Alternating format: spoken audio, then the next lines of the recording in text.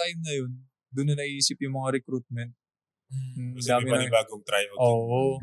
Daming recruitment. So, habang naglalaro ako, hindi ko pa naisip na magka-college ako dun. Siyempre, una-una, bata ka pa nun, di ba? So, siyempre, yung puso mo, dun ka mapupunta. Pero ang daming recruitment eh. Ang daming recruitment. Sino mga lumapit?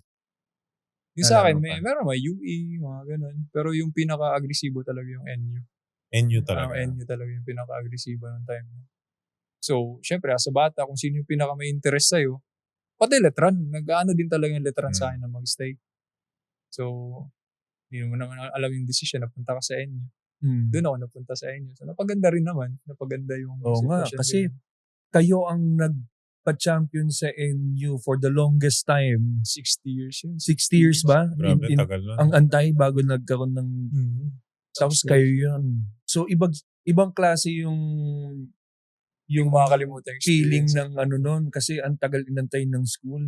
Kasi yun yung unang championship ko rin na naranasan sa college. Sa lahat ng career ko nung high school, college.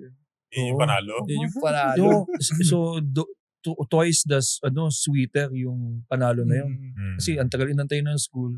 Tapos first niya. Dami naman pinagdaanan ng coach. Twice to beat, ay parang knockout game sa UE. Twice to beat yung Ateneo. Oo nga, ginapang niyo din talaga. Underdog sila nun eh. Sinong first five niyo nun? Ang first five namin nun, si Troy, si Aroga, Jello Lilino, saka si Habilona. Pao Habilona. Yun yung tumatao kay Kiefer nung Final Four namin. So ang unan yung UE, Roy Sumang. Tsaka si Charles Mami. Grabe yung laban na yun. Talagang, imagine mo, parang 40 points yata natapos yung game na yun. 40 points lang ata. Puro depensa. Puro depensa. Hindi tumaas ng 40 points yung final score. Parang ganun. Mga 40 or 50 lang natapos. Grabe talaga. Depensahan. Sino kabantayan mo nung time na yun? Yung import nila. Tapos si Paul Barilla. Nagsiswitch kasi ako. Minsan napupunta ako kay Mami. Napupunta ako kay Roy Suma. Maraming nagsiswitch lang ng college. Kasi pag college yan, nakakapag-sentro pa ako nung time na yun. Mababot ka pa na center yung kasi position? yung high school ako, sentro naman ako nag-start. Nag-graduate ako sentro. Sa college lang nag-evolve na, kaya ko pala mag-wingman. Kay Coach Eric lang. Siyang unang nagbigay sa'yo ng wingman position? Tapos si Coach Joey yung nagbago ng shooting. Coach Joey Guanyo. Anong year to sa first year mo sa NU? Sa NU? Mga third year na doon sa NU. Parang doon nila nakita na pwede pala ako doon. Kasi nakaka-depensa naman ako ng maliliit eh. So, trinay na ayusin yung mga problema sa akin. Ang galing. Nagustuhan ko naman. Oo. Pati yung katigasan ng ulo, binago din niya. Anong part ng katigasan ng ulo mo yung binago nila? Ka ba dati? Lahat naman din siguro tayo yung college yun. Kasi ilang taon ka nung college? 17. So, mga mga batang ugali din siguro. Tagal sa dorm, lagi na sa labas yung gano'n. Kasi sobrang free nung time mo nun eh. So, salamat. Nag-explore ka pa kasi noon. 17 eh. Pasalamat ako na sila din yung sila yung naging coach ko nung time nun. Kasi grabe sila mag-control sa akin.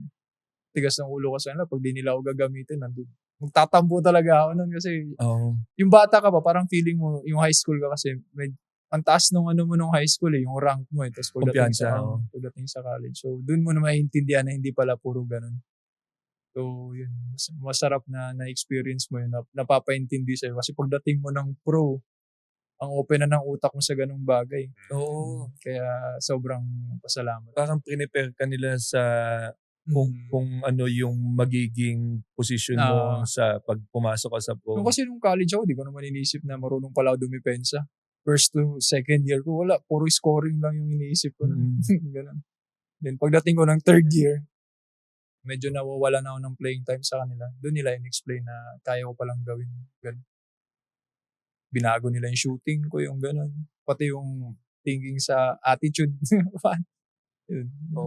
Anong year ka nung nag-champion yung NU? Last year ko na, coach. Last year ko na. Pahabol Saya. Fifth year ko na. Kasi dapat nun, graduate na ako yung pang 4th year ko, graduate na ako. So, syempre, love ko rin naman yung school na yun kasi ang babait ng management nila dun eh. Sobra. So, yung management parang request na kung pwede pa ako 1 year. Oo. Sige, pwede pa. So, May practicum, right. iniwan ko lang na yung subject na yun, 6 units. Puro na lang kami laro. Oo. Yun na yung nangyari sa amin. Kami nila Habilona. Sige, try natin last year. Napaganda. Nag-champion kami yung last year. Record yun, 60 Mas years. na-open yung door pa. UE, maganda yung salitan ng depensa kaya 50 points below lang yung final. Tapos din twice to beat kayo Ateneo. Mhm. Twice to beat yung Ateneo. Twice to beat yung Ateneo. Keeper siya Nusam yung time na yun. Keeper sa Newsam pa yung kalaban yun. Grabe. Ganda talaga Mabigat nung nun, ano. mabigat. Hindi, Grabe. talagang Grabe yung mga naipanalo yung laro, hindi talaga biro. Tapos ang nangyari pa nun, parang last seconds na lang nung game, nag-brown out yung Araneta kasi Oo. lakas ng ulan eh. So may lal mga 10 minutes. May ilang lamang? Lamang kami ng 1 point. 1 point. 1 point yung lamang namin. Tapos kabay na. Nag-brown out! kasi yun na yung chance namin. Oo. Finals na yun eh. Oo. Game 2 na yun eh. So may lal yung game kasi nag-brown out yung Oo. yung Ilang yung minuto pa Araneta. natitira sa game? Segundo na lang kasi yun yung tapos nagsushooting sila kami, hindi na ako mapakali kasi nawawala na ako ng pawis eh. Oo. Yung import namin yun yung tapos Kaninong bola? Pag nagkaroon ng... Ateneo pa, sa kanila yung bola, tapos kami depensa. So gusto ko na i-start yung Oo. game kasi sayang yung momentum namin eh. Mm. So galaw-galaw. Pag start ng game yun, pag drive ni Kiefer, na timing anong import namin, na-block niya. Okay. Doon nag-start yung final. So ang tagal. Ang tagal. Ang tagal. Oo, isipin mo ilang segundo na lang Hintay ka ng nag-brown minutes. out. Naglal yung nag-brown out kasi lakas ng ulan. Grabe. Nakakatawa yun. Nakaka-nervous yun. Hindi, pero nakakatawa yung moment na yun. No? Oo. Ilang segundo na lang. Ilang segundo na lang eh. Pero sa mga tao, hindi sila natatawa. Oo. Hindi. Na ano sila dun. Oo, nakaka-fresh na Mm. talaga. Tapos nagla-lights yung mga tao sa Oh, ng tuloy mga nyo na. Ito cellphone. na yung ilaw ng lahat ng cellphone namin. nag-brown out kasi nawala ng generator na lang, nawala yung Oo. mga TV nila. Yun yung nangyari. Ang ganda. Sino nakatapat nyo sa finals? Sila Roger. FEU. FEU FEU. naman. Hindi kami manalo-nalo sa kanila nun, elimination. Lakas din nila nun. Roger, Macbelo. Yung Tulong game yan. 1. Panalo sila game 1. Panalo sila game 1 sa MOA. Tapos game 2, nanalo kami game 2. Ang nangyari kasi sa game 3, natapilok si Roger. Natapilok si Roger. Nakita ko, sobrang lala ng tapilok niya.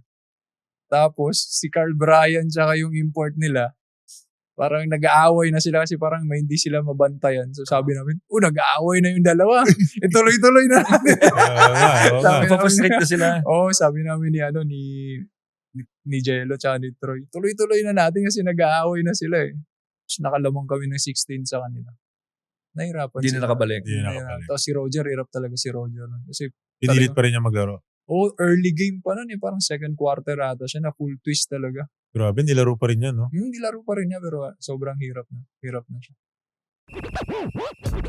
Thank you for watching Balyahan with GB and RDO, powered by Sports Plus, the official gaming partner of the Philippine Olympic Committee. Kung nagustuhan mo ang napanood mo, here's some more videos. Huwag mo rin kalimutang mag-like, comment at subscribe para lagi kang first dibs sa bagong videos ng Balyahan.